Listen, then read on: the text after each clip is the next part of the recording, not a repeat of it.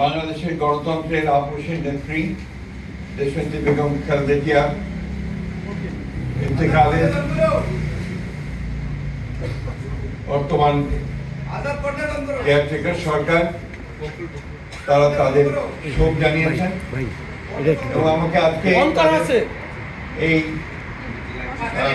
দেশনেত্রীর জানাজা, তার দাফন, অন্ত্যেষ্টিক্রিয়ার সমস্ত কাজগুলো সুষ্ঠুভাবে সম্পন্ন করার জন্য কোঅর্ডিনেট করার জন্য তারা আজকে আমাকে আমাদের জানিয়েছিলেন কমিউনিটি থেকে।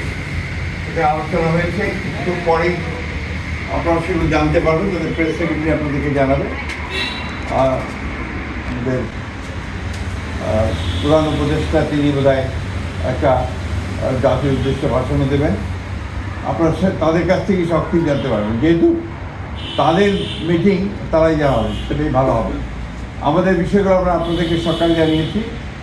আর আমাদের 12:30টার সময় আমাদের স্ট্যান্ডিং কমিটির একটা মিটিং আছে বিএনপি, সেই মিটিংয়ে আমাদের সমস্ত সিদ্ধান্তগুলো চূড়ান্ত করে আমরা আপনাদেরকে আবার জানাবো। টাইমটা জানাতে থাকবো, সেক্ষেত্রে আপনাদের কাছে আমরা সর্বাত্মক সহযোগিতা চাইব। আপনারা সবাই দেশনেত্রী বেগম খালেদা জিয়ার জন্য দোয়া করবেন। আসসালামু আলাইকুম।